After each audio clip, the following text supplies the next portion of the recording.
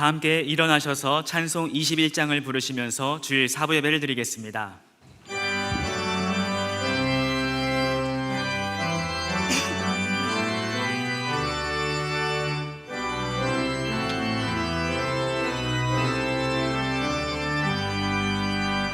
다 찬양하여라 전능왕 창조의 주께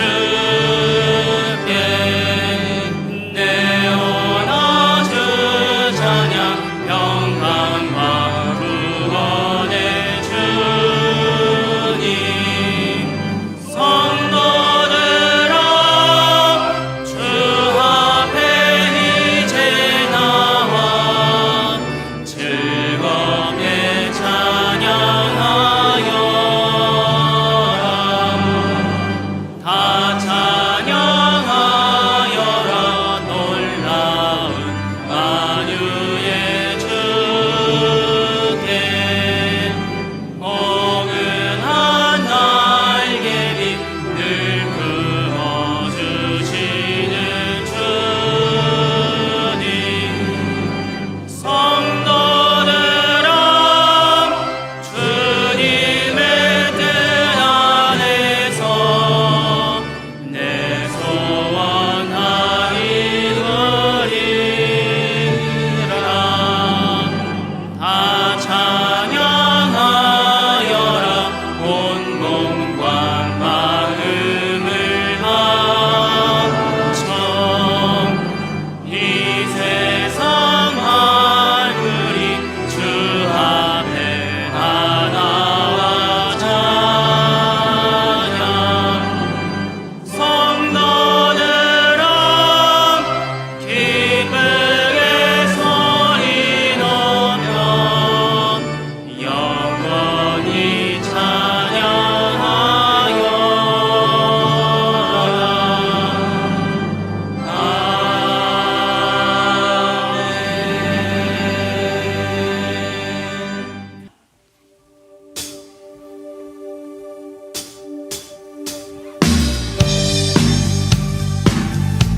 할렐루야.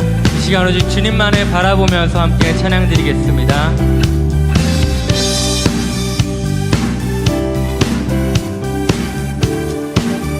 갈 길을 밝히 보이시니 갈 길을 밝히 보이시니 주 앞에 빨리 나갑시다. 우리를 찾는 구주 예수 곧 오라 하시네. 갈 길을 밝히 보이시니 주 앞에 빨리 나갑시다. 우리를 찾는 구주 예수 곧 오라 하시네. 죄악 벗은 우리 영혼은 기뻐 뛰며 주를 보겠네. 하늘에 계신 주 예수를 영원히 섬기리.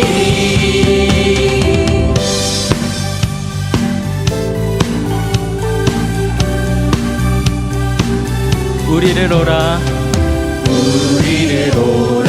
하시는 말 기쁘게 듣고 순종하셈. 구주를 믿기 지체 말고 속속히 나가세. 우리를 오라 하시는 말 우리를 오라 하시는 말 기쁘게 듣고 순종하셈. 구주를 믿기 지체 말고 속속히 나가세. 죄악 벗은 우리 영혼은 기뻐 뛰며 주를 보겠네. 하늘에 계신 주 예수를 영원히 섬기리.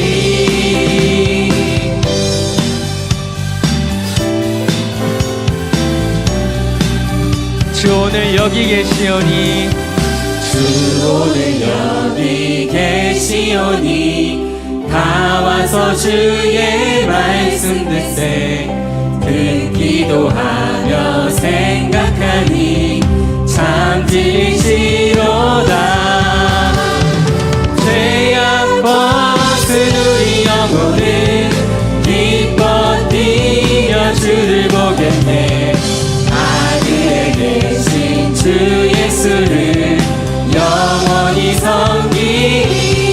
벗은 죄악 벗은 우리 영혼은 기뻐 뛰며 주를 보겠네. 하늘에 계신 주 예수님만을 영원히 섬기겠습니다.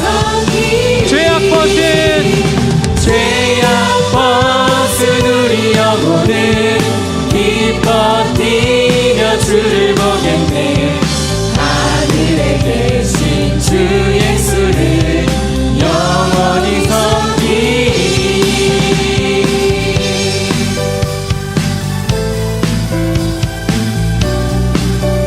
우리가 오직 주 예수님만을 바라보고 주 예수님만을 따르는 삶을 살기를 소망합니다. 우리 그렇게 결단하는 마음으로 주님 앞에 영광의 박수로 나아가겠습니다. 살아계신 주님, 우리가 오직 주님만을 바라보고 따르겠습니다. 할렐루야.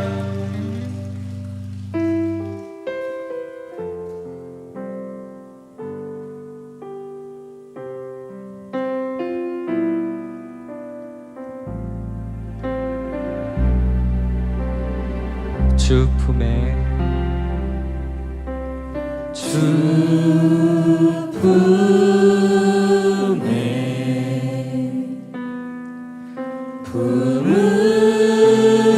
품으소서. 능력에 발로 덮으소서. 주 품에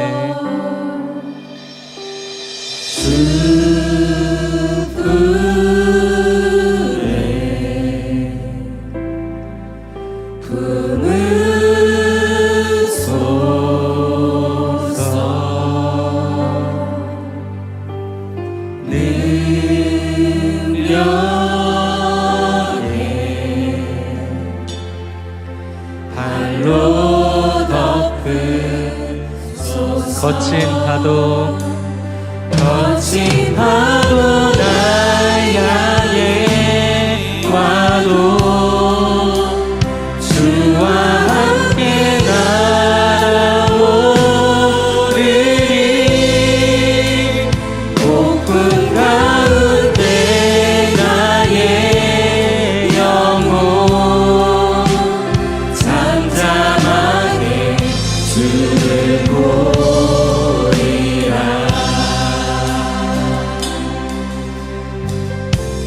주님 안에 주님 안에 나 거하리.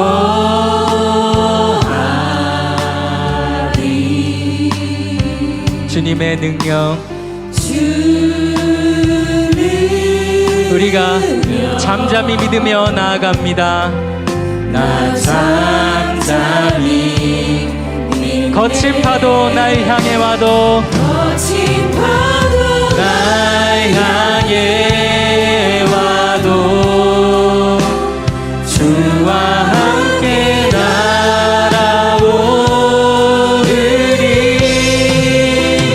폭풍 가운데 나의 영혼 잠잠하게 주를 보리. 거친 파도 날 향해 와도 오직 주님과 함께 주와 함께 날아오르리. 폭풍 가운데 나의 영혼 잠잠하게 오직 주님만을 바라보겠습니다. 거친 파도 날 향해 와도 주님과 함께 주와 함께 날아오르리. 폭풍 가운데서도 나의 영혼은 오직 잠잠하게 주님만을 바라보겠습니다.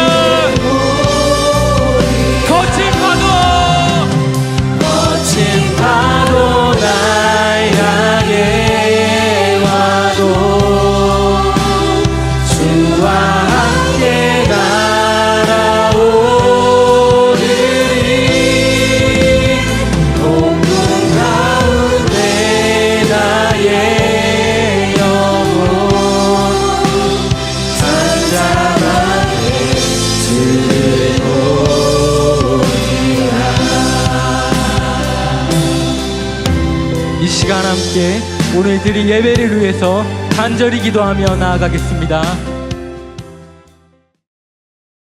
하나님 말씀은 느헤미야 1장 1절에서 11절까지 말씀입니다. 구약성경 727페이지입니다. 느헤미야 1장 1절에서 11절까지 말씀 제가 봉독하겠습니다. 하가랴의 아들 느헤미야의 말이라. 아닥사스다 왕 제20년 기슬르 월에 내가 수산궁에 있는데 내 형제들 가운데 하나인 하나니가 두어 사람과 함께 유다에서 내게 이르렀기로 내가 그 사로잡힘을 면하고 남아있는 유다와 예루살렘 사람들의 형편을 물은즉 그들이 내게 이르되 사로잡힘을 면하고 남아있는 자들이 그 지방 거기에서 큰 환난을 당하고 능욕을 받으며 예루살렘 성은 허물어지고 성문들은 불탔다 하는지라. 내가 이 말을 듣고 앉아서 울고 수일 동안 슬퍼하며 하늘의 하나님 앞에 금식하며 기도하여 이르되 하늘의 하나님 여호와 크고 두려우신 하나님이여 주를 사랑하고 주의 계명을 지키는 자에게 언약을 지키시며 긍휼을 베푸시는 주여 간구하나이다. 이제 종이 주의 종들인 이스라엘 자손을 위하여 주야로 기도하며 우리 이스라엘 자손이 주께 범죄한 죄들을 자복하오니 주는 귀를 기울이시며 눈을 여시사 종의 기도를 들으시옵소서. 나와 내 아버지의 집이 범죄하여 주를 향하여 크게 악을 행하여 주께서 주의 종 모세에게 명령하신 계명과 율례와 규례를 지키지 아니하였나이다. 옛적에 주께서 주의 종 모세에게 명령하여 이르시되 만일 너희가 범죄하면 내가 너희를 여러 나라 가운데에 흩을 것이요 만일 내게로 돌아와 내 계명을 지켜 행하면 너희 쫓긴 자가 하늘 끝에 있을지라도 내가 거기서부터 그들을 모아 내 이름을 두려고 택한 곳에 돌아오게 하리라 하신 말씀을 이제 청하건대 기억하소서. 이들은 주께서 일찍이 큰 권능과 강한 손으로 구속하신 주의 종들이요 주의 백성이니이다. 주여 구하오니 귀를 기울이사 종의 기도와 주의 이름을 경외하기를 기뻐하는 종들의 기도를 들으시고 오늘 종이 형통하여 이 사람들 앞에서 은혜를 입게 하옵소서 하였나니 그때에 내가 왕의 술관원이 되었느니라. 아멘. 이 시간 시온 찬양대에 찬양이 있겠습니다.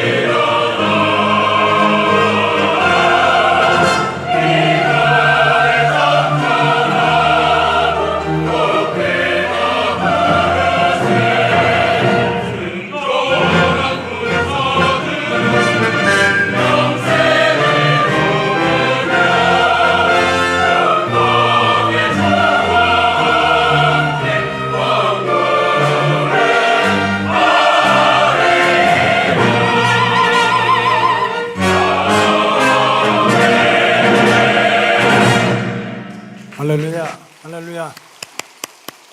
오늘은 느헤미야 강의 첫 번째 말씀으로 기도로 시작하는 느헤미야, 기도로 시작하는 느헤미야라는 제목과 함께 은혜를 받도록 하겠습니다. 느헤미야가 구약성경 39권 중에 그 17권이 역사서인데 그 17권의 역사사 중에 마지막 책입니다. 그래서 우리가 느헤미야 말씀을 앞으로 계속 들으려면 그 이스라엘 역사를 좀 간단히 공부를 해야 됩니다. 그 이스라엘 세상적인 기준으로 이스라엘이 국가 형태를 띈 거는 예수님이 오시기 전 약 1050년경, 지금부터 한 3000년경에 예루살렘을 중심으로 사울이 이스라엘 국가를 세웠습니다. 그 다음에 2대가 다윗왕, 3대가 솔로몬 왕인데, 솔로몬 왕 때 이스라엘이 지중해 오른쪽에 이렇게 우리나라 같이 길게 남북으로 이렇게 길게 되어 있는데, 그 3대 솔로몬 왕 때 남과 북왕국이 분열이 됐습니다. 그래서 우리나라 이 위에를 북한, 밑에를 남한 하는 것처럼 북쪽을 북왕국, 남쪽을 남왕국이라고 그랬습니다. 여러분 쉬워요, 어려워요? 아주 이렇게 쉽게 이제 여러분들한테 말씀드리는. 그래서 북쪽은 뭐라고요? 북왕국. 또 졸다가 북한 그렇게 하지 말고 북왕국이고, 남쪽은 남왕국. 그런데 이 북왕국은 지금으로 말하면은 요르단, 또 이란, 그 옛날 4대 문명지 중에 하나가 유브라데스 강하고 티그리스 강인데, 그 중심으로 아수르 제국이 형성이 됐는데, 이 예수님이 오시기 전 721년에 아수르 제국이 쳐들어와서 이스라엘 북왕국을 멸망을 시켰어요. 그래서 똑똑한 사람들 다 잡아가고, 그 다음에 이제 남쪽 왕국은 주전 586년에 이제 바벨론 제국, 똑같이 이제 아수르 제국이 망한 다음에 바벨론 제국이 세워졌는데, 이 바벨론 제국이 또 이스라엘을 쳐들어와서 마지막 왕을 포로 잡고 쇠사슬로 묶고 또 그냥 눈을 뽑고 이러면서 왕을 이제 끌고 가서 죽이고, 똑똑한 사람들을 이 바벨론으로 다 포로로, 조금만 그래도 펜대 굴리고 뿔대 안경 쓰고 똑똑한 사람들은 다 데리고 갔어요. 다 데리고 갔어. 그래서 이제 남왕국이 멸망한 후에 바벨론으로 이제 이스라엘 백성들이, 유대 백성들이 끌려가서 포로 생활을 하다가, 이제 이 바벨론 제국이 또 뭐 세상 제국은 영원하지 않으니까 망하면서 페르시아 제국이 만들어지면서, 이 페르시아 제국의 1대 왕이 야, 니네 이스라엘 백성들 고생 많이 했는데 이제 너희 고향 땅에 돌아가도 좋다 하는 거를 포로 귀환이라고 합니다. 그래서 3차례의 포로 귀환이 있었습니다. 자, 보여주세요. 그래서 제1차 귀환은 주전 536년에 중심 인물이 수룹바벨입니다. 포로 생활을 했지만 수룹바벨은 다윗 왕의 후손이었습니다. 뼈대 있는 집안입니다. 그래서 이 수룹바벨을 중심으로 49,897명, 이게 성경에 에스라와 느헤미야의 누구네 가문에서 몇 명이 고향 땅으로 돌아왔다, 다 적혀 있어요. 49,897명이 이제 본토로 돌아와서 주전 516년에 다 무너졌던 예루살렘 성전을 재건을 했습니다. 그 다음에 2차 귀환은 주전 458년에 중심 인물은 에스라입니다. 에스라는 율법학자고 제사장. 비록 포로 생활을 했었지만은 그 페르시아 제국에서, 근데 율법의 박사고 제사장이라 이 에스라를 중심으로 1754명이 이제 이스라엘 본토로 들어와서 성전은 번듯하게 지어놨는데 안식일도 안 지키고 유월절도 안 지키니까 와서 성전 제사를 회복시키면서 영적인 부흥을 일으켰습니다. 그 다음에 3차 귀환은 이제 느헤미야의 배경이 되는데, 주전 445년에 중심 인물은 느헤미야입니다. 느헤미야는 수룹바벨처럼 무슨 왕가의 후손도 아니고 이스라엘에서 제일 존경받는 그런 제사장 계급도 아니고 아주 평범한 가문의 아들이었습니다. 그런데 이 느헤미야가 그 페르시아 제국의 아닥사스다 왕의 술 맡은 관원장을 했습니다. 별거 아니겠지 이렇게 생각하는데, 여러분 왕궁에서 음식을 만들고 술을 감독하는 그러한 신하는 왕의 절대적인 총애를 받지 않으면 술 맡은 관원장, 떡 맡은 관원장을 할 수가 없습니다. 우리 조선시대 역사를 보니까 왕들의 평균 나이가 40살 이상이에요. 다 어릴 때 죽고 창에 찔려 죽고 그냥 음식에다 독을 넣어서 죽고. 아까 그래서 여러분들 왕이 안 되는 줄로 믿습니다. 이게 다 독사를 당하든지 그러니까 왕이 가장 신이 많은 사람을 떡을 맡은 관원장, 술을 맡은 관원장을 시키는데, 이 느헤미야가 유대인으로 포로 생활을 했지만 얼마나 왕한테 신임을 받았으면 왕궁에서 왕이 먹는 음식에 독이 들어갔는지 뭐 잘못된 게 있는지 그거를 다 책임을 지었던 이 느헤미야가 이제 중심에 돼 가지고 42,360명의 유대인들을 끌고 이제 고향 땅으로 돌아와서, 한참 멀죠. 뭐 예전에 차가 있겠어요, 뭐가 있겠어요. 이제 본국으로 돌아와서 예루살렘 무너진 성벽을 재건축하는 역사가 느헤미야를 통해서 이렇게 이루어집니다. 그래서 우리가 이스라엘 역사는 이렇게 3,000년 전의 역사를 지금 한 3분 내에 마쳤습니다. 주기도문으로 오늘 설교는 마치도록 하겠습니다. 한번 얼마나 좋겠어요. 근데 왜 금방 없어졌어요? 좀 보여주세요. 그래, 여러분들이 저거는 중간고사하고 기말고사에 꼭 나는 내용입니다. 아까 연도는 기억을 못해도 괜찮은데, 이스라엘 백성들이 나라가 박살나고 남편과 아내가 갈라지고 부모가 자식이 갈라지고 풍비박산이 돼서 포로 생활을 했지만 1차, 2차, 3차 이렇게 고향 땅으로 돌아오는 일도 있었구나 하는 이것은 알고 있으면 좋습니다. 그래서 이 느헤미야서는 이제 포로 생활하다 돌아온 느헤미야가 예루살렘에서 성벽을 재건하면서 지은 책인데, 참 느헤미야에 대해서 생각해 보면 세상적으로 보면 볼품이 없는 사람입니다. 1차 포로 귀환을 이끌었던 수르바벨은 그래도 왕손입니다. 왕손, 다윗 왕가의 후손입니다. 그러니까 포로 생활을 해도 뼈대 있는 명문 가문이었고, 그 다음에 2차 포로 귀환을 했던 에스라는 제사장 가문이라 영적으로 존경을 받았습니다. 그런 것에 비하면 느헤미야는 아주 평범했던, 정말 세상적으로 내세울 것이 하나도 없던 사람이었습니다. 그런데도 하나님께 택함받고 하나님께 쓰임받으니까 성경에도 기록된 믿음의 명문 가문을 이룬 줄로 믿습니다. 그래서 우리가 신앙이 축복인 거예요. 여러분 부모님 잘 만나서 물려받은 게 재산밖에 없고 세상의 부귀와 영화를 누렸다면 감사하세요. 절대로 교만 떨지 말고. 그러나 내가 혹시라도 세상적으로 물려받은 게 없고 내 신분이나 이런 게 자랑할 거 없다 하더라도 우리가 믿음 생활 잘해서 정말 하나님의 손에 붙들려서 하나님께 쓰임받으면 세상 부럽지 않은 은혜와 축복을 이 땅에서도 누리게 될 줄로 믿습니다. 이렇게 정말 평민 가문으로 태어나가지고 남의 나라 가서 종살이 하다가 왕궁에서 왕의 생명까지 책임지는 술 맡은 관원장의 직위까지 올라갔으니까 사실은 느헤미야는 굉장히 성공한 인물 중에 하나입니다. 이렇게 평탄한 삶을 살아가고 있던 느헤미야에게 어느 날 생각지도 못하게 저 멀리 고향 땅에 있던 유대 땅 예루살렘에서 살고 있던 형제들, 그 중에 하나는 친동생 하나니가 이렇게 느헤미야를 찾아오게 됐습니다. 찾아와가지고 지금 우리가 살고 있는 이스라엘 땅 그 수도 예루살렘이 얼마나 큰 고통과 재앙 가운데 빠져 있는지를 이제 설명을 해 주었습니다. 여러분들이 이미 읽었기 때문에 제가 빨리 읽으면 느헤미야 1장 1절에 보면 하갈의 아들 느헤미야의 말이라 아닥사스다 왕 제20년 기슬르월 메돌 이런 겁니다.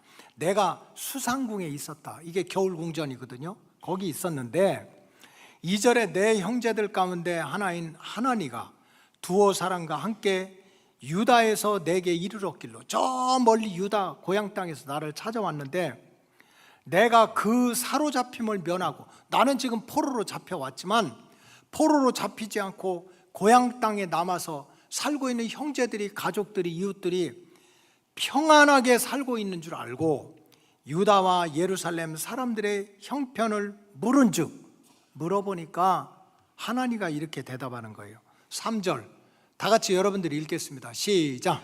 그들이 내게 이르되 사로잡힘을 면하고 남아있는 자들이 그 지방 거기에서 큰 환난을 당하고 능욕을 받으며 예루살렘 성은 허물어지고 성문들은 불탔다 하는지라. 자, 유다 마지막 왕은 포로로 잡혀오다가 쇠사슬에 묶여서 눈까지 뽑혀서 죽고, 포로 생활을 하던 유대 백성들은 그발강가에서 채찍 맞고 벽돌 짚고 고생하면 그래도 고향 땅에 사는 형제들은 평안할 줄 알았어.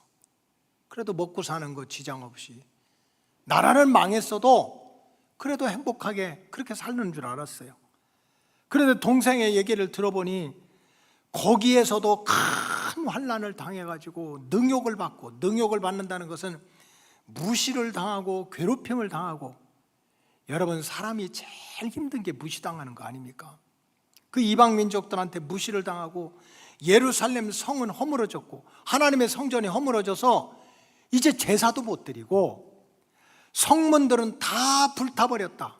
예루살렘 도성을 지키기 위해서 동대문, 서대문, 남대문, 북대문 성을 쌓아놓고 이걸 막아놨는데 성문이 다 불타버렸어. 그러니까 남는 거는 공격받을 일밖에 없는 거야. 들짐승이 쳐들어와서 물고 뜯든지, 이방의 군대들이 들어와가지고 소떼한테 다 뺏어가든지, 이제 우리에게 남은 거는 정말 무시받고 영적인 성전이 무너지고 제사도 못 드리고 동서남북 우리를 지켜주던 문이 다 불타서 이제는 각 문에서 어떤 들짐승이 들어올지, 어떤 마귀가 들어올지 하루하루 전전긍긍 이렇게 고통스러운 삶을 살고 있다고 하는 비극적인 소식을 듣게 됐습니다. 본토에서 살고 있는 유대 백성들이 포로로 잡혀가지 않아가지고 평안한 줄 알았는데 큰 환난을 당해서 능욕을 받고 성전은 무너지고 성문들이 불탔다고 하는 이 소식을 듣고 느헤미야가 가장 먼저 한 일이 무엇입니까? 여러분들이 읽었지만 잘 생각 안 났겠지만은, 자, 사람들을 모아놓고 우리 군대를 만들어 가서 다시 거기를 갖다가 쳐들어가자, 이런 작전 세운 게 아니에요. 아니면 큰일 났다, 그렇게 그냥 무시를 당하고 성은 무너지고 이제 성을 지키는 문들이 다 불타버렸으니 이제는 우리는 망했다, 죽었다, 절망하고 그렇게 빠지질 않았어요.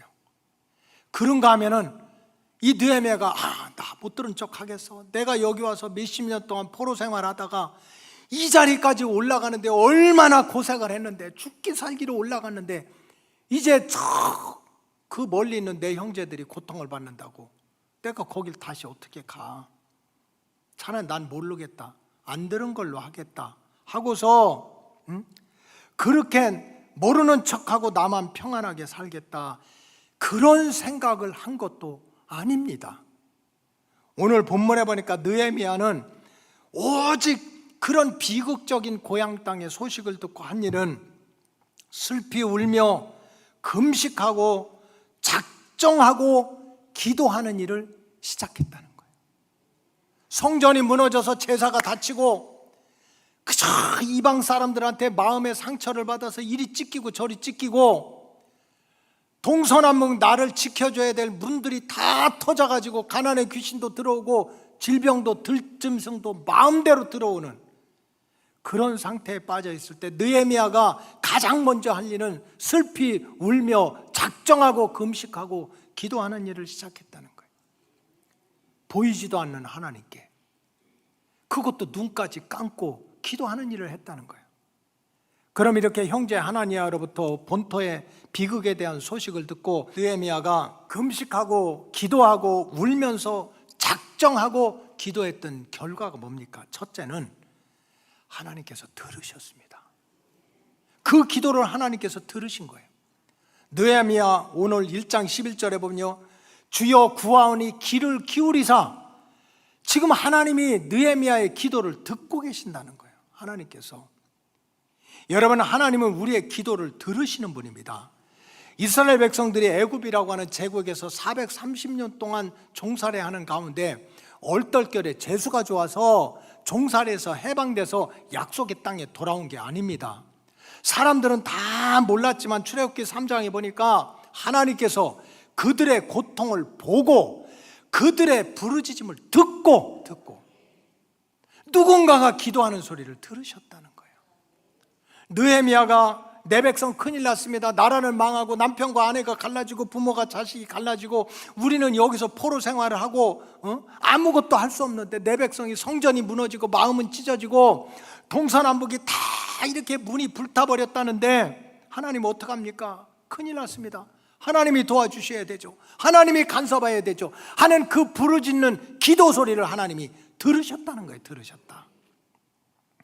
예레미야 선지자가 나라가 망해서 뿔뿔이 흩어진 유대 백성들한테 선지자는 하나님의 말씀을 대언하는 거 아닙니까? 인간 전중구 목사가 내가 공부한 거 얘기하는 게 무슨 의미가 있겠어요? 하나님이 주시는 말씀을 전하는 거지. 그래 예레미야가 그러는 거예요. 하나님이 나한테 얘기했다. 지금 아무리 힘들고 어려도 너희는 내게 부르짖어라. 내가 듣겠다고 하나님이 말씀하시더라. 하나님이 듣겠다. 느헤미야가 기도하니까 하나님께서 들으셨어요. 그리고 느헤미야가 기도하니까 하나님께서 바사 왕의 눈을 만져주시고 바사 왕의 마음을 만져주셔가지고 하나님의 역사를 시작한 거예요. 바사 왕 아닥사스다가 느헤미야의 모습을 보고요, 네 얼굴이 왜 그러냐, 네 표정이 왜 그러냐 하고 묻게 됐어요. 세상에 3만 5천을 주고 머리를 바가지로 볶아놨는데도 인간이 쳐다보고 도대체 볶아놓은 건지 뭔지도 모르는 그런 왼수들하고 사느라고 얼마나 고생이 많으셔. 여러분, 사람은 다 얼굴에 표정만 봐도 행복한지 불행한지 드러나게 돼 있어요. 지금 표정 바꾸지 마시고 그냥 아까 그 표정으로. 근데 아닥사스다 왕이 이 술 맡은 관원장 느헤미야의 얼굴의 모습을 보니까 근심이 있어. 그래서 마음이 움직이는 거야. 내가 도와줄 게 뭐가 있겠는가. 지금 느헤미야가 난리 굿을 치지 않았어요. 떡을 만들고 술을 챙겨가지고 아침, 점심, 저녁으로 충성스럽게 왕한테 갖다 주는데 왕이 보는 눈이 달라진 거야. 왕이 마음이 바뀐 거예요. 마음문이 열린 거야. 그래 느헤미야 2장 2절에 보면 왕이 내게 이르시되 내가 병이 없거든 어찌하여 내 얼굴에 수심이 있느냐. 하나님이 간섭하시는 거지. 그리고 4절에 보니까 왕이 내게 이르되 그러면 내가 무엇을 원하느냐. 뭐 해달라고 안 했어요. 너 혹시 부족한 게 있느냐, 네가 원하는 게 뭐가 있느냐. 그렇게 왕이 물어보는 거야 먼저. 그래서 사실은 내 형제가 와가지고 포로로 잡혀오지 않는 내 형제들이 예루살렘에서 평안하게 살 줄 알았더니 이방 족속들이 쳐들어와가지고 성전을 다 무너뜨려서 제사도 못 드리고 사람 무시를 당해서 마음을 갈기갈기 찢어놓고 동서남북 다 문을 불태워가지고 언제든지 원수들이 쳐들어오는 이런 고통스러운 그런 일을 당하게 됐습니다 하고 얘기를 했더니 이 아닥사스다 왕이 군대를 모집해가지고 마병대를 보내서 너 혼자 가면 힘드니까 유대인 42,360명을 데리고 본국에 가서 무너진 예루살렘 성벽을 다시 세워라 한 내용이 느헤미야의 내용인 거예요. 여러분, 기도하면 뭐하냐? 보이지도 않는 하나님 앞에 부르짖어 기도하고 금식하며 기도하면 뭐하냐? 이런 우리가 마귀의 소리를 듣고 있지만 절대로 그렇지 않는 거예요. 느헤미야가 아무것도 할 수 없었지만 내 백성 내 형제들의 고통을 보고 하나님께 부르짖었더니 하나님이 듣고 하나님의 방법으로 세상 왕까지 동원해가지고 마병대 군대까지 보내가지고 4만 명이 넘는 유대 백성들이 고향 땅에 돌아가서 무너진 성벽을 재건하게 했던 거예요. 여러분, 이것이 기도로 시작하는 하나님의 구원의 역사입니다. 우리가 예수 믿고 하나님의 자녀로 이 땅을 살아가지만 우리가 살아가다 보면 마치 나라가 망한 유대 백성들처럼 내가 사는 삶의 자리에서 어디 전쟁 나간 것도 아니고 무슨 어디 바다에 그냥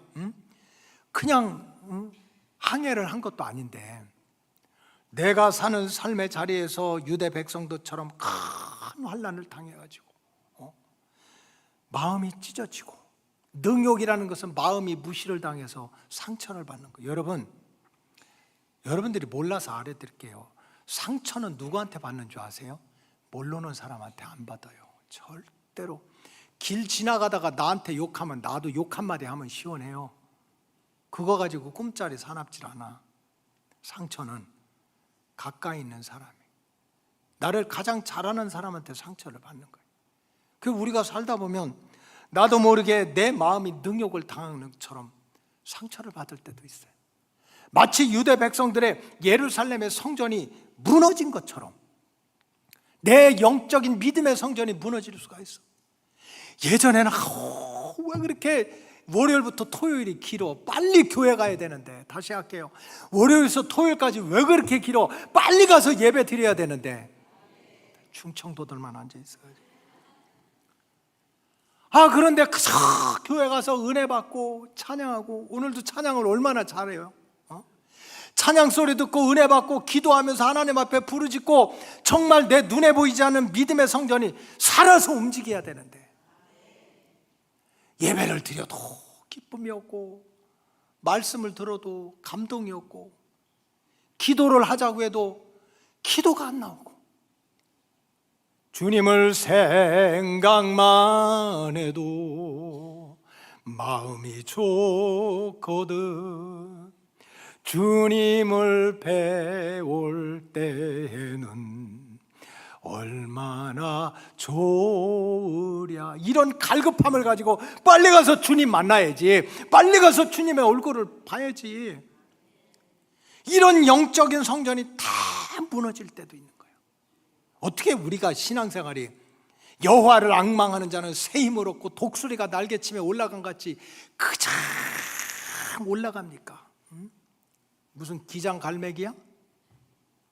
이거 뭔 소리인지 못 알아들으시는 것 같아요. 나훈아가 요새 부른 노래야. 나는 기장갈매기다 이러더라고. 기장갈매기다.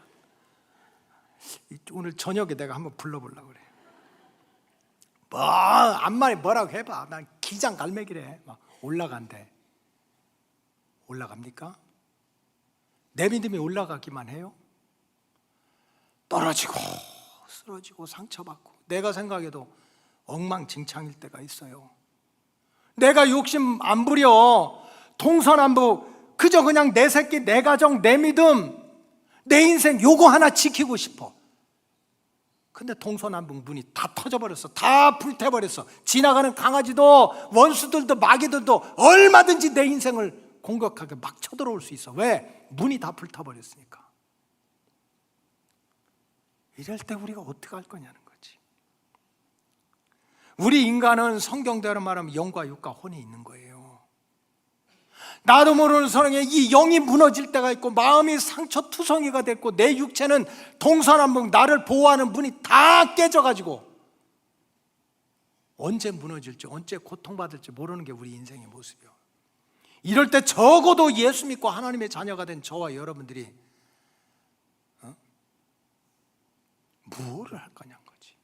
What to do? 뭐를 할 거냐. 오늘 본문에 보면 느헤미야는 먼저 기가 막힐 때, 자기 백성들이 성전이 무너지고 마음이 능욕을 당하고 성문이 다 불타버렸을 때 기도함으로 모든 환난과 시험을 이겨내는 승리의 역사를 눈으로 보여주었습니다. 따라서 우리 로고스 가족들도 경험해 보지 못한 인생의 풍파와 시련이 내가 다 경험하고 내가 해결할 수 있는 일이면 우리 인생이 뭐가 힘들겠어요? 기도도 안 했는데, 상상도 안 했는데, 경험해 보지 못한 내 믿음을 무너뜨리고 내 마음을 엉망진창으로 핥혀놓고 내 육체를 불안하게 하는 이런 큰 풍파와 시련이 올 때 우리가 어떻게 해야 될까? 느헤미야처럼 먼저 기도하는 믿음이 회복되기를 주님의 이름으로 축복합니다. 이 마귀가 얼마나 고약하고 마귀가 얼마나 똑똑해요? 귀신같이 똑똑한 거야. 우리가 기도하면 하나님이 들으시고 기도하면 하나님이 역사한다는 것을 알고 그저 교회를 다녀라, 예수 믿어라, 뭐 예배당 왔다 갔다 해라, 그러나 절대로 기도하지 말아라. 안 열리는 거야. 마음의 문도 안 열리고 기도의 문도 안 열려. 이거 지금 마귀에게 속고 있는 거예요. 여러분, 기도는 웅변이 아니에요. 무슨 기도는 말빨이 아닙니다. 무슨 어린애가, 태어난 어린애가 엄마 아버지한테 이제 태어난 지 얼마 되지도 않은 이제 1주밖에 안 된 애가 엄마한테 엄마 나 10개월 동안 이렇게 임신하고 얼마나 고생했어요. 그래도 내가 배고프니까 혹시 우유 한 잔 주겠습니까? 이렇게 얘기합니까? 그런 천재가 어딨어. 애는요 그냥 울어요. 주어 동사도 없이 울어. 그래도 엄마는 알아. 얘가 배고파서 우는지, 졸려서 우는지, 불편해서 우는지 마귀는 아는 거야. 그래서 기도를 못하게 하는 거야. 교회 다니고 친구 다니고 예배 드려. 근데 기도하지 마. 왜? 기도하면 하나님이 들으시니까. 기도하면 나는 몰라도 모든 걸 아시고 나는 할 수 없지만 모든 것을 할 수 있는 하나님이 하나님의 방법대로 역사하니까 못하게 하는 거지. 기도를 못하게 하는 이 악한 마귀를 예수 이름으로 물리치시고 억지로라도 정말 내 믿음의 성전이 무너지고 있구나, 내 마음이 갈기갈기 찢기고 있구나, 내가 먹고 사는 문제, 가정을 지키는 문제, 생업의 터전, 사명을 감당하는데 이걸 무너뜨리려고 동서남북 문이 다 뚫려가지고 언제 어떤 공격을 받을지 모르겠구나 하는 상황에 우리가 처해 있다면 다른 일 하지 마시고 기도하는 일부터 다시 시작하시기 바랍니다. 기도하는 일부터. 그래서 우리는 기도를 배워야 돼요. 기도는 아무리 배워도 부족함이 없고 기도는 아무리 많이 해도 그것이 부족하고 또 부족한 게 기도인 거지. 그렇다면 느헤미야는 어떻게 기도를 해가지고 무너진 성전을 다시 재건하고 상처 준 마음을 치료를 받고 동서남북 열린 공격받을 그런 문을 다시 재건하는 그런 기도 응답의 축복을 받았습니까? 느헤미야의 기도는 몇 가지 특징이 있습니다. 첫째는 슬피 울면서 드리는 기도였습니다. 슬피 울면서 기도를 했다. 자, 느헤미야 1장 4절 다 같이 읽겠습니다. 시작. 내가 이 말을 듣고 앉아서 울고 수일 동안 슬퍼하며 하늘의 하나님 앞에 금식하며 기도하여. 기가 막힌 그 말을 듣고 성전이 무너졌다. 성벽 문이 다 동서남북이 터졌다. 이스라엘 백성들이 육신의 포로는 잡히지 않았지만 마음의 상처를 받을 대로 받고 있다 하는 이 얘기를 듣고 느헤미야가 한 일은 앉아서 며칠 동안 슬퍼하며 우는 기도를 했다는 거예요. 느헤미야가 왜 슬피 울며 기도를 했을까요? 두 가지입니다. 첫째는 불쌍해서. 얼마나 불쌍합니까? 나라를 잃어버린 것도 고통이고 뿔뿔이 흩어진 것도 고통이고 예배의 성전이 무너진 것도 고통이고 마음의 상처를 받는 것도 고통당하는 그 자기 백성, 자기 형제를 보니까 불쌍해서 못 있겠는 거예요. 그래서 눈물이 쏟아져. 또 하나는 나는 이렇게 잘 지내고 있는데 내 백성, 내 형제가 저렇게 고통당하는 것은 내가 부족해서, 내가 뭔가가 잘못해가지고 자기 허물 때문에 눈물을 흘리면서 회개하면서 드리는 기도예요. 그래서 오늘 보면 느헤미야는 예루살렘에 사는 사람들하고 아무런 상관이 없어요. 거기서 거짓말한 것도 없고 싸운 것도 없고 거기 상관없어. 그런데도 오늘 그 느헤미야서 1장 6절 마지막에 보니까 하나님 귀를 기울이시며 눈을 여셔서 종의 기도를 들으시옵소서. 나와 내 아버지 집이 죄를 범했습니다. 느헤미야는 지금 거기 살지도 않아. 근데 이 백성이 고통을 받고 환난을 겪는 것은 내 탓이라고, 내가 부족하고 내 허물 때문에 그렇다고. 여러분, 이 시대는요, 이 시대는 눈물이 메마른 시대야. 정말 이 눈물을 잃어버린 세대요. 눈물을 잃어버린 세대야. 그래서 예수님이 얼마나 걱정했는지 마지막 때가 되면 그저 장터에서 그냥 피리를 불어도 춤을 추지 않고 곡을 해도 사람들이 울지 않는 거예요. 왜? 마음이 강팍해져가지고 발로 찔려도 안 돌아가는 거지. 예전에 믿음 생활을 할 때 보면요, 저도 어릴 때부터 교회 생활했으니까 교회 눈물이 많았어요. 설교 듣다 우는 사람도 있고, 오늘 아침에 9시 반에도 설교 듣고 내내 우시더라고. 기도하다가 울기도 하고 두 손 들고 찬송하다 울기도 하고, 우리 엄마도 생각나면 우리 엄마가 울보야. 왜 그렇게 우는지. 예배드리다 울고, 기도하다 울고, 찬양하다 울고, 또 집에 오면 또 연속곡 보면서 또 울고. 이놈의 연속곡이, 대한민국 연속곡은 얼마나 복잡한지요. 다른 나라 그 드라마는요, 미래가 보여. 아, 이렇게 되겠다. 근데 우리는 이거는 주님이 내려와도 몰라. 이 관계가 얼마나 복잡한지. 그러니까 우리 엄마가 그냥 교회에서 은혜 받고 울고 집에 와서 연속곡 보다, 이게 다 관계가 복잡하잖아. 그게 요거 좋은 놈 나쁜 놈 하면 연속곡 보면서 저거 못된 거, 저거 망해야 되는데 막 그러면서 눈물 흘리고, 그것도 안 되면 또 한쪽에서 연속 끝나면 주여 다음에는 저거 죽게 해달라고 막 중보기도 하고, 눈물이 그렇게 많았던 거야. 그러면 우리 아버지가 그거 보고서 당신은 무슨 연속곡을 보고 그렇게 울고 막 그러냐고. 시끄러워. 그럼 또 알았어 이렇게 하고. 하여간 지들끼리 맞으니까 사는 거야 그렇게. 그렇게 그냥 눈물이 많았는데, 지금은 내 형제가, 내 백성이 지옥에 간다고 그래도, 성전이 무너졌다고 그래도, 마음의 상처가 찢어졌다고 그래도, 동서남북 문이 터져가지고 언제 무너질지 모른다 하더라도 이 마음이 돌덩어리가 돼가지고 눈물도 없고 감동도 없는 거야. 불쌍히 여기는 마음도 없어. 내 탓이라고 하는 마음도 없어. 천주교에서 오신 교인들도 우리 많이 계시거든요. 하여간 이런 얘기 해도 그냥 은혜 받으세요. 왜냐하면 한동안 우리나라가 하도 복잡하니까. 한동안 복잡했습니까? 지금도 복잡하지. 그러니까 천주교 이 추기경님이 이런 일을 했습니다. 이거 다 남 탓하지 말자. 남 잘했다 못했다 하지 말자. 이 모든 게 누구 탓이다? 내 탓이다. 그래 요거 붙이기 다니기 운동을 한 거야. 제목이 뭐요? 내 탓이다. 그럼 가정이 어려운 것도, 애들이 아픈 것도, 남편이 어려운 것도, 아내가 어려운 것도, 이거 다 내가 부족해서 그렇지. 내가 부족해서 그래. 내가 부족해서 그래. 내가 부족해서 그래. 아멘 할 때까지 하여간. 내 탓이라고 붙이고 다녀. 동그란 거 내 탓이요. 그런데도 막 물러가라 데모하는데 내 탓이요 배지가 수두룩하더라고. 내 탓이라면서 왜 데모하고 물러가라는데, 세상이 복잡하고 사회가 복잡하고 회사가 잘못됐고 학교가 잘못됐다고 물러가라고 하는 그 자리에서 내 탓이오라는 배지는 왜 붙이느냐고. 이거를 신앙의 이중성이라고 하는 거예요. 여러분, 이중의 가면을 벗어야 하나님 만납니다. 하나님 만나는 거지.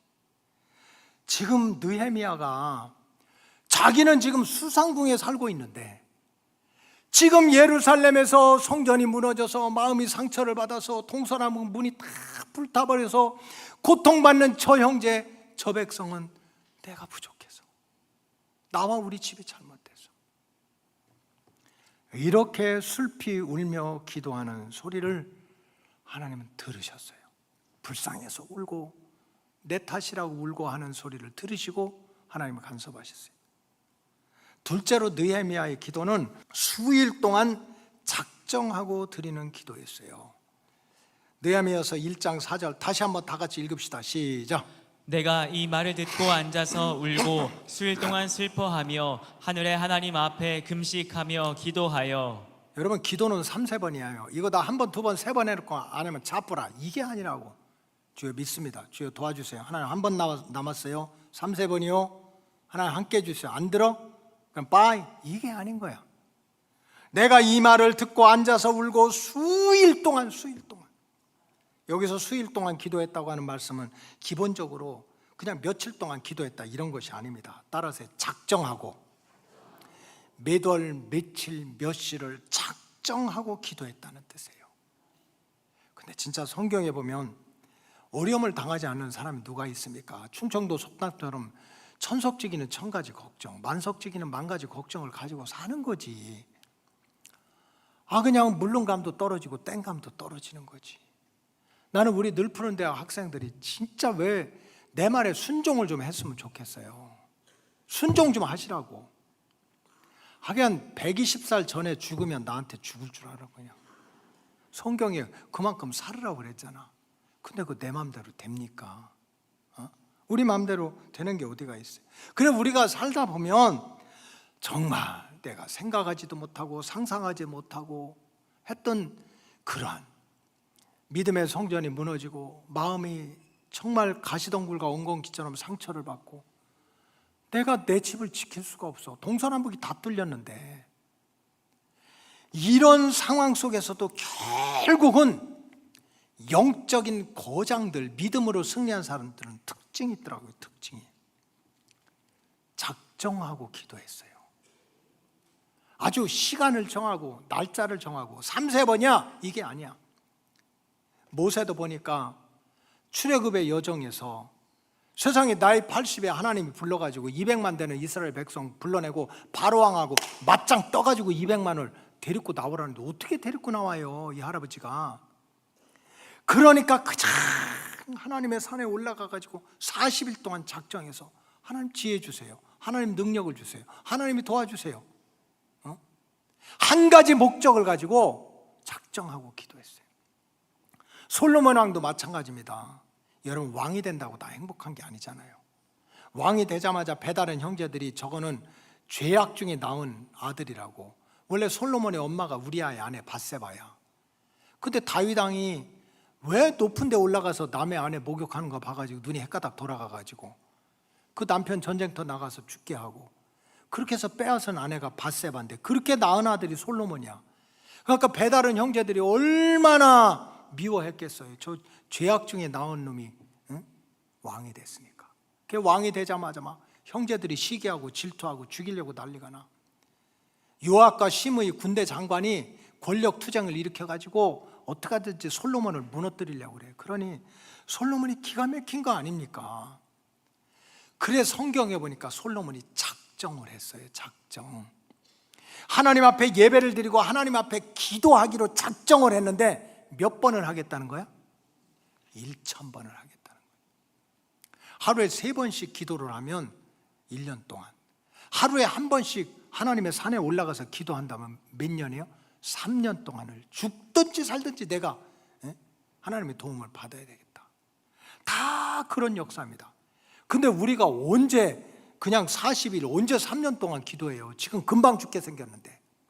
그러니까 에스더서에 보니까 에스더와 모르드게는 하만이라고 하는 이 바사의 못된 신하가 시기 질투해서 유대 백성들을 다 죽이려고 그렇게 모략을 꾸미니까 언제 40일 작정 기도하고 언제 21일 작정 기도합니까?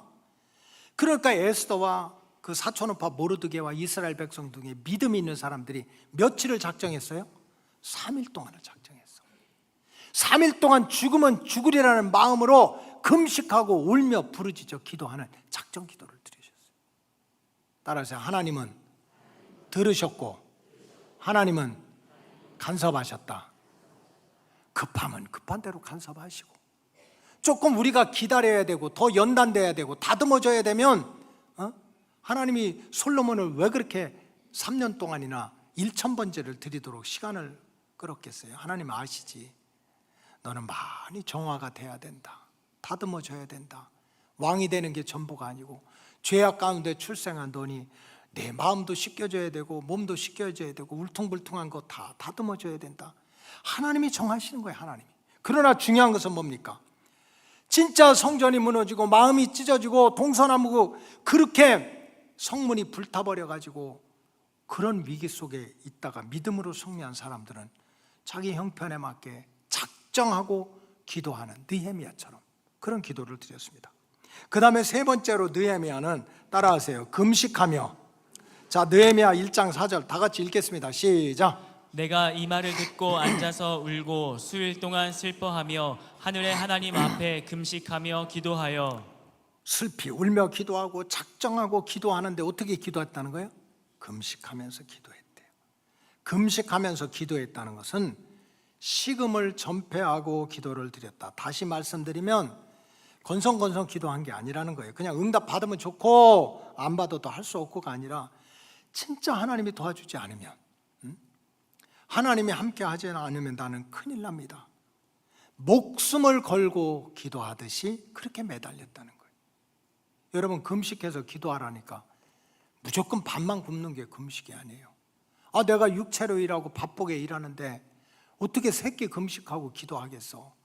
그럼 한 끼만 금식해도 되고, 그것도 힘들다면 잡수세요. 그러나 기도의 내용과 목적이 달라야 된다는 거예요. 정말 목숨을 걸고 기도하듯이, 목숨을 걸고 기도하듯이. 만약에 내가 언덕을 떠나다가 발을 헛디뎌 가지고 그냥 급류에 내가 휩쓸리고 있어. 근데 사람들이 여기 다 이렇게 그 뚝방에 다 있어. 그럼 여러분 어떻게 소리 지를 거예요? 넥타이 가다듬고, Excuse me, 혹시 내가 뭐 여러분 괴롭히는 게 아니라면 저 좀 어떻게 건져 주시겠습니까? 이렇게 할 거예요? 아, 지금 떠내려가고 죽는데 무슨 넥타이를 게름하고 그걸 찾고 있어요? Help! 나 좀 도와주세요. 나 좀 살려주세요. 결사적으로. 여러분, 그런 기도가 좀 살아났으면 좋겠습니다. 아니, 집에서 못 하잖아요. 집에서 갑자기 주여 해봐. 그럼 저 양반 돌았나 하는 사람이 집안에도 몇 명 있다고. 성전에 와서도 못 하느냐고요. 히스기야 왕이 죽을 병에 들으니까 제일 먼저 한 일은 뭡니까? 성경에 보니까 자기 왕복을 벗었어. 왕복이 자기 살립니까? 왕의 자리를 일어났어. 왕자가 자기 살립니까? 하나님의 성전에 들어가서 자기 몸에다 죄를 뿌리고 나는 이제 아무것도 아니라는 거지. 병만 바라보고 죽든지 살든지 하나님이 도와달라고.